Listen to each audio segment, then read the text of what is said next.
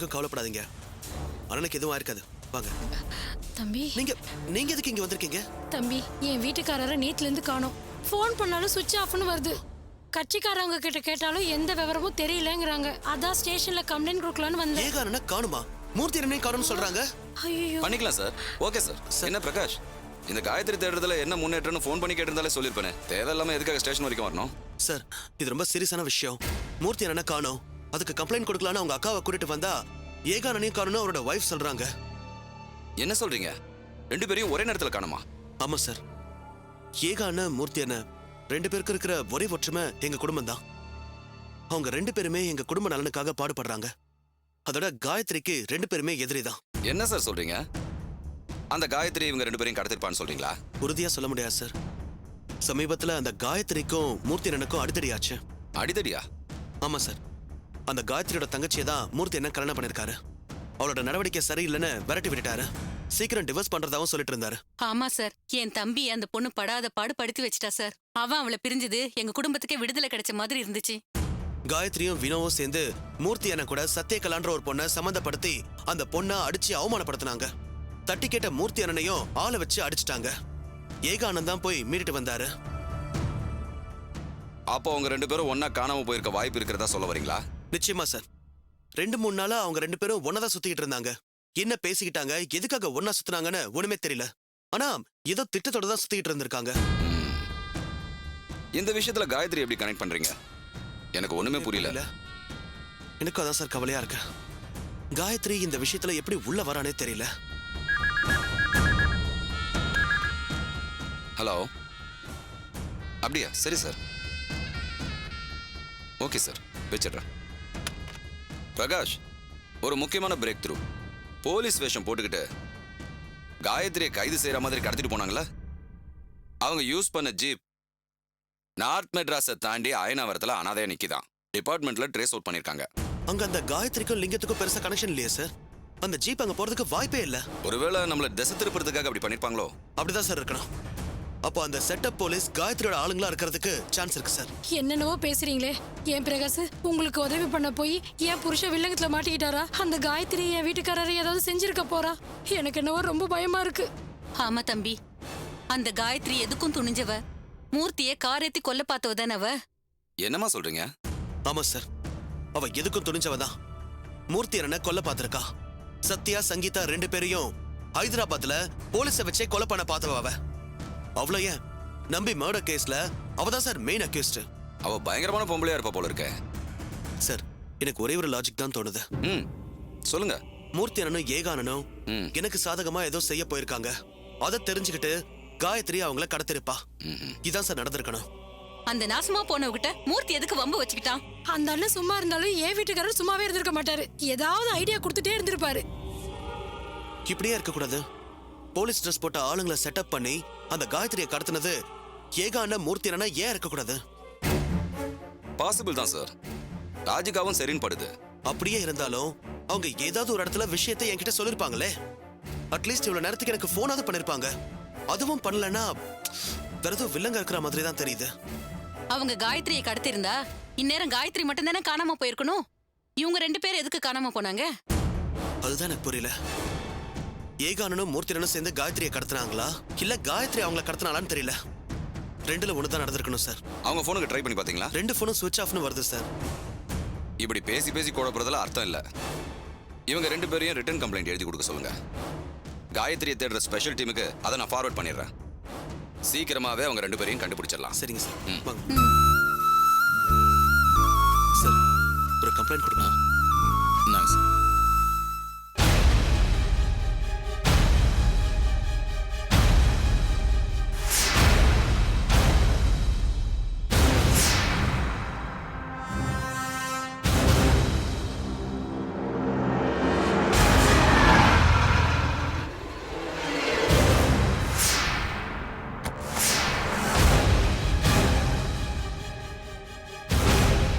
என்னாச்சு?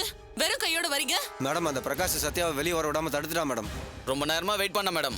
அப்ப அந்த சத்யா வெளில வந்துச்சு. சரி தூக்கிடலான்னு இருந்தப்ப அந்த பிரகாஷ் வந்து உள்ள கூட்டு போயிட்டான் மேடம். வெளில வாக்கிங் போக வேண்டாம், காமனுக்குள்ளே வாக்கிங் போகலான்னு உள்ள கூட்டு போயிட்டான் மேடம்.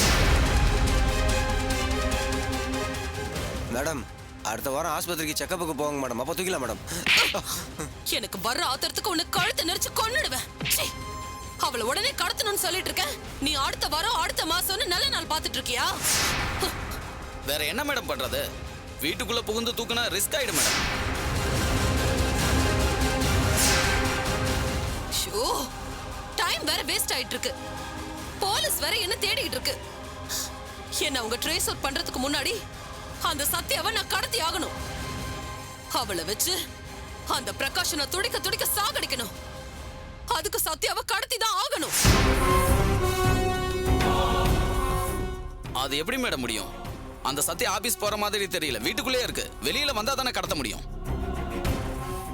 வெளிய வந்தாதான் கடத்த முடியும்னு இல்ல, சத்யா வெளிய வரணும், ஆபீஸ்க்கு போகணும். அதுக்கு என்ன பண்ணலாம்?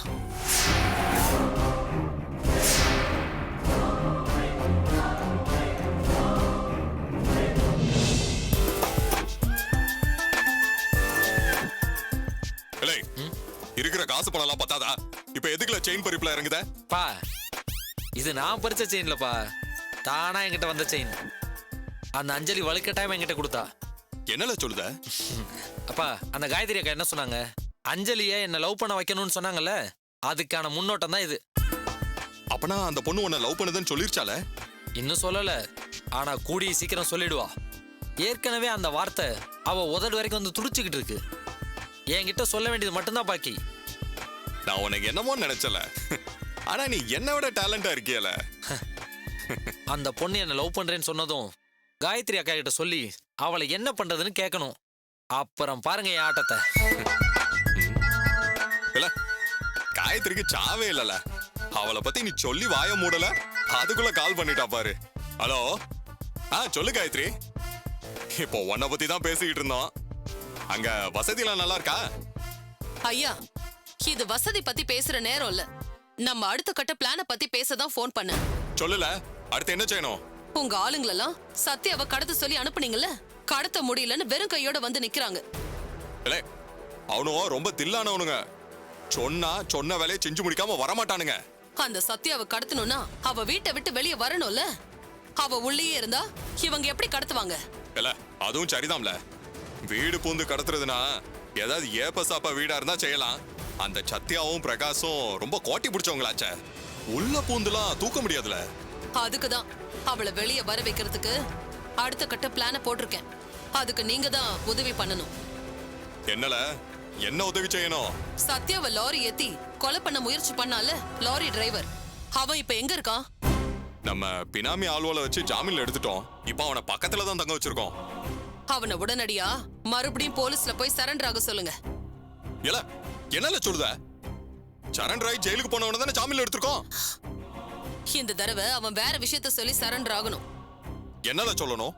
அவன் ஆக்சிடென்ட் செய்ய சொன்னது நான் தான். ராஜு மேல எந்த தப்பு இல்லைன்னு சொல்லி சரண்டர் ஆக சொல்லுங்க. என்னது? ஒன்ன காட்டி கொடுக்கறதா? என்ன நீங்க காட்டி கொடுக்கலையா? நான் சொன்னதை செய்றீங்க. அவனை சரண்டர் ஆகி என் மேல பழிய போட சொல்லுங்க. நான் சொன்னபடி பணம் தரல, அதனாலதான் என்ன காட்டி கொடுக்கறதா சொல்ல சொல்லுங்க. இல்ல, உனக்கு என்ன கோட்டி கிட்டி பிடிச்சிருக்கால?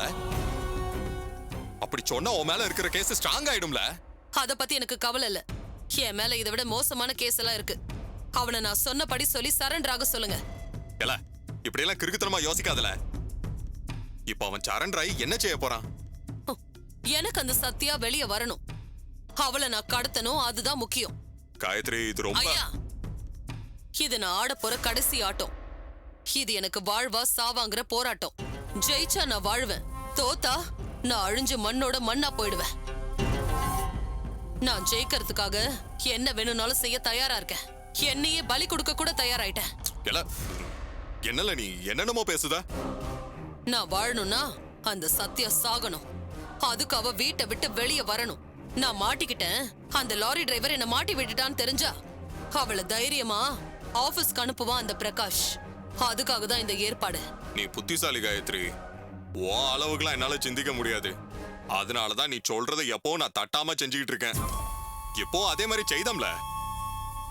உடம்ப கொஞ்சம் பத்திரமா பாத்துக்க. அதெல்லாம் நான் பாத்துக்கிறேயா. நீங்க அந்த லாரி டிரைவரை சரண்டர் ஆக சொல்லுங்க. அதுதான் இப்ப ரொம்ப முக்கியமான விஷயம். சரில, அதை நான் பாத்துக்கிறேன்ல.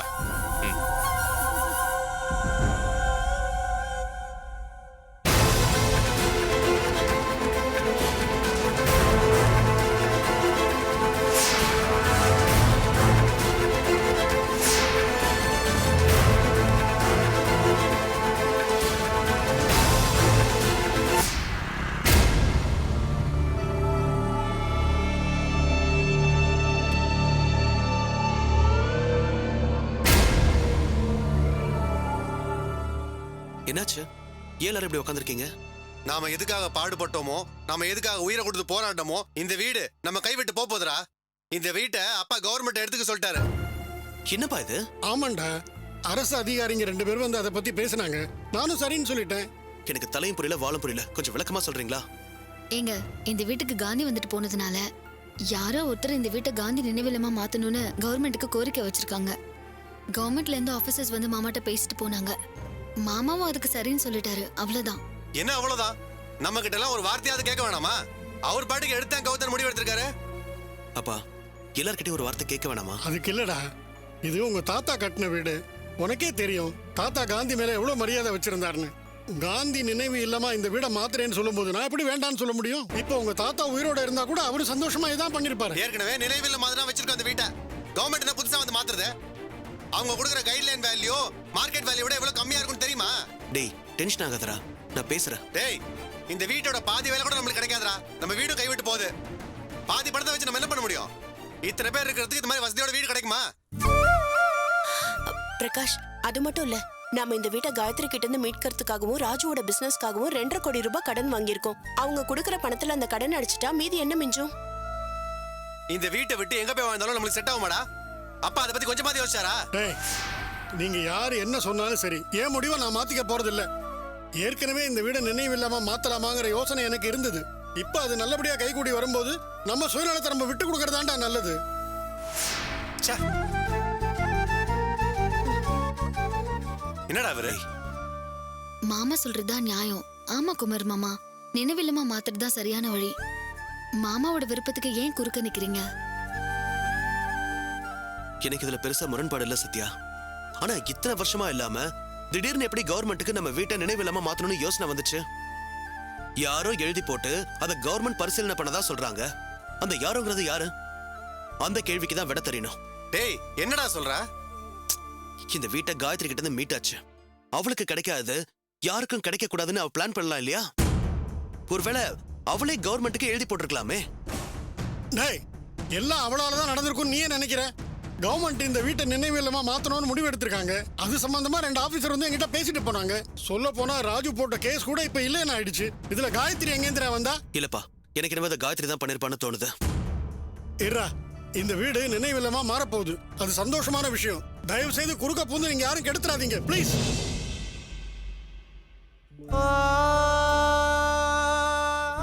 என்னங்க, பாதி பணம் வந்தாலும் பரவாயில்லைங்க. நம்ம வேற ஏதோ வீடை பார்த்து சந்தோஷமா இருந்துக்கலாம். மாமாவோட மனசு நோகுற மாதிரி யாரும் பேச வேண்டாம். அதுவும் கரெக்ட் தான். டேய், இப்ப இந்த விஷயத்தை வச்சு யாரும் சண்டை போட வேண்டாம், அப்புறம் பாத்துக்கலாம். அண்ணே, ஸ்டேஷனுக்கு கம்ப்ளைண்ட் கொடுக்க போனீங்களே, என்னாச்சு? அங்க போனா ஏகானன காணும்னு அவரோட வைஃப் கம்ப்ளைண்ட் கொடுக்க வந்திருக்காங்க. என்னன்னு சொல்றீங்க? ஆமா கலா, ஒரே நேரத்துல ஏகானனையும் காணும், மூர்த்தி அண்ணனையும் காணும். கடைசியா நம்ம வீட்ல இருந்து 2 பேரும் ஒன்னா தானே போனாங்க. இப்ப 2 பேரையும் ஒரே நேரத்துல காணும். டேய், அது எப்படிடா ஒரே நேரத்துல 2 பேரும் மாயமா போவாங்க? மாயமா போனது 2 பேர் மட்டும் இல்லடா, காயத்ரியோட சேர்த்து 3 பேர். இப்ப அந்த 3 பேரும் எங்க இருக்காங்கன்னு தெரியல. இவங்க 2 பேர் காணாம போனதுக்கும் காயத்ரி காணாம போனதுக்கும் சம்பந்தம் இருக்கும்னு நினைக்கிறேன் நீ? நிச்சயமா சம்பந்தம் இருக்கு. பிரகாஷ், எதை வச்சு மூர்த்தியும் ஏகாமரமும் காணாம போனதுக்கு காயத்ரிக்கு சம்பந்தம் இருக்குன்னு சொல்ற? ஏதோ ஒண்ணு தோணுதுமா. யோசிச்சு பாருங்களேன், காயத்ரி காணுனதும் வினோ இங்க வந்து எவ்வளவு சத்தம் போட்டா. திடீர்னு இப்ப என்னவோ நல்ல மாதிரி அமைதியா இருக்கா. அப்போ காயத்ரி எங்க இருக்கான்னு அவளுக்கு தெரிஞ்சிருக்குன்னு தானே அர்த்தம். ஆமாங்க, இப்பெல்லாம் வினோ வந்து ஜன்னல் கிட்ட ஒட்டு கேட்கறதும் கிடையாது. அந்த காயத்ரி காணாம போனதுக்கும் வினோவுக்கும் சம்மந்தம் இருக்குன்னு நினைக்கிறேன். நீங்க சொல்றதுல ஒரு பாயிண்ட் இருக்கு. இப்போ நம்ம என்ன பண்ண போறோம்? வினோக்கு பொறி வச்சு காயத்ரியை பிடிக்கலாம்னு நினைக்கிறேன். எப்படிடா? காயத்ரிக்கு தர வேண்டிய 2 கோடி டிடியை வினோ கிட்ட கொடுத்து வீட்டை விட்டு காலி பண்ண வைக்க போறேன். நீங்க போய் அந்த டிடி எடுத்துட்டு வாங்க.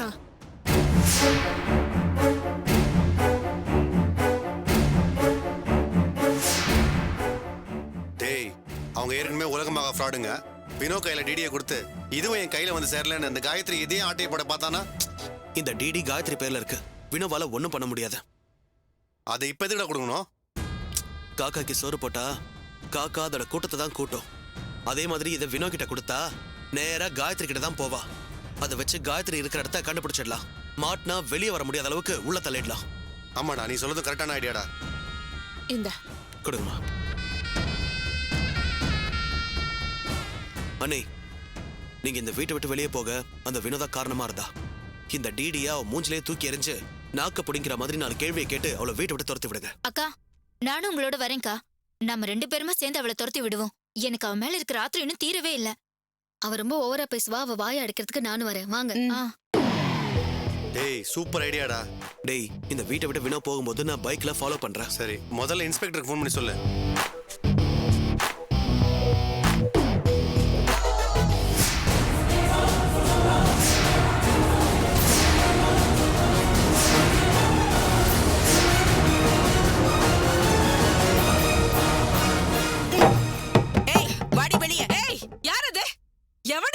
உங்களுக்கு என்ன வேலை இங்க?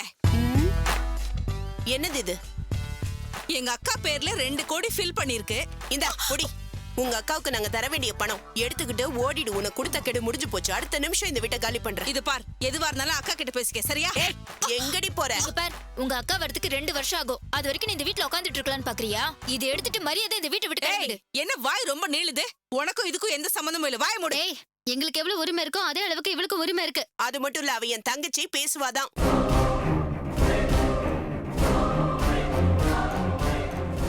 கலா நீ பேசு. அவ என்னதான் செய்யறான்னு பாக்கலாம். இந்த வீட்டுக்கும் இவளுக்கு என்ன சம்பந்தம்? நீ தங்கச்சின்னு சொன்னா போதுமா? இந்த வீட்டுக்கு உனக்கும் தான் எந்த சம்பந்தமும் இல்ல. நீ உன் அக்கா கூட ஓட்டிக்கிட்டு வந்து இங்க ஆட்டம் போடல. உன்னை விட இவளுக்கு நிறையவே உரிமை இருக்கு. இப்ப நீ கிளம்ப போறியா இல்லையா? இது பாருங்கடி, எங்க அக்கா இல்லாத நேரமா பார்த்து வம்பு இழுக்கிறது நியாயமே இல்ல. நியாயம் இல்லதான். போய் போலீஸ்ல கம்ப்ளைண்ட் கொடு. கோர்ட்ல போய் கேஸ் போடு. உங்க அக்காவை கூட்டிட்டு வந்து உன் மேல என்னமோ அதை பாரு. இன்னும் 2 நிமிஷம் டைம் தரேன். அதுக்குள்ள இந்த வீட்டை காலி பண்ணல நடக்கிறதே வேற. காலி பண்ண முடியாது. என்ன பண்ணுவீங்க? அக்கா தள்ளுங்க. பார்த்தல, நீ காலி பண்ணலன்னா நாங்க காலி பண்ண வைப்போம். எப்படி வசதி? அக்கா இப்ப இவ காலி பண்ண மாட்டேன்னு மட்டும் சொல்லட்டும்க்கா. அதுக்கப்புறம் நான் பாத்துக்கிறேன். இவகிட்ட தீக்க வேண்டிய கணக்கு வேற எனக்கு ஒரு பாக்கி இருக்கு. என்ன ரோட்ல ஓட விட்டு தொடப்பக்கிட்டையால அடிப்பன்னு சபதம் விட்டீங்கல்ல, இப்ப அந்த சபதத்தை நிறைவேற்றிக்கிற சந்தர்ப்பம் எனக்கு வந்திருக்குடி. இப்ப நீ காலி பண்ண மாட்டேன்னு சொல்லி பார்க்கலாம். சொல்லி பார்க்கலாம். சொன்னா கேளு. உனக்கு கொடுத்த 2 நிமிஷத்துல ஏற்கனவே 30 செகண்ட் முடிஞ்சு போச்சு. ஒழுங்கு மரியாதையா உன் திங்ஸ் எடுத்துக்கிட்டு காலி பண்ணு போ. போட்டேடே. எடு போட்ட.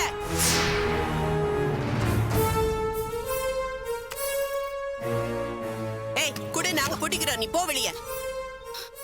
போடினா. எங்க பொருள் எல்லாம் ஷெட்டை பிரிச்சு வீசிட்டு குப்பை எல்லாத்தையும் ஓரமா தூக்கி போட்டு வச்சிருப்போம். எப்ப வேணாலும் வந்து பொறுக்கிட்டு போ. போடி.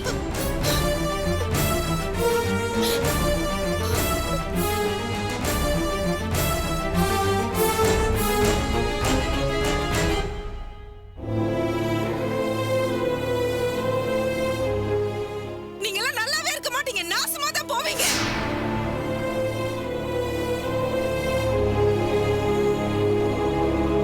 ஆட்டோ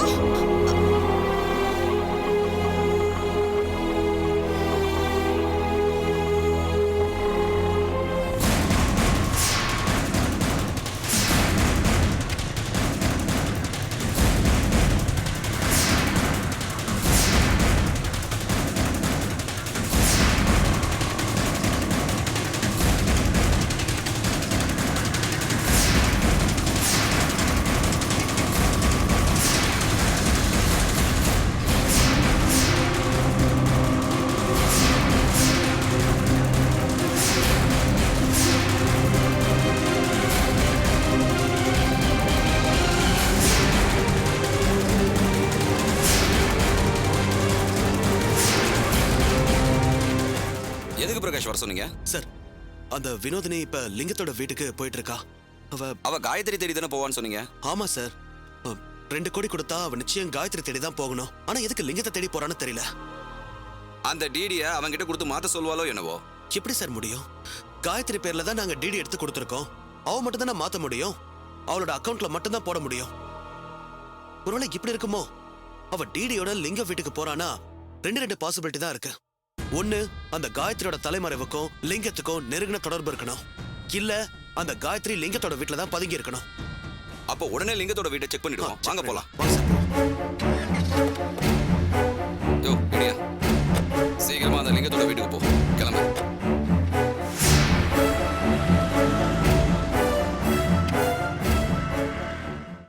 நான் அவ்வளவு சொல்லியும் நீங்க யாரும் கேட்கலல்ல? பண்ணுங்க. எல்லாரும் கீழே இருக்கிற சப்ஸ்கிரைப் பட்டனை பிரஸ் பண்ணி நல்லா சப்ஸ்கிரைப் பண்ணுங்க. அதோட ஏன் நிறுத்துறீங்க? அப்படியே சப்ஸ்கிரைப் பட்டனுக்கு பக்கத்துல இருக்கிற நோட்டிபிகேஷன் பெல் சிம்பலையும் பிரஸ் பண்ணுங்க. அப்பதானே அந்த சத்யா பிரகாஷ அதான் உங்க சாகாஷ நான் என்ன கதி பண்ண போறேன்னு நீங்க ஃபர்ஸ்டா பார்க்க முடியும். பண்ணியாச்சுல?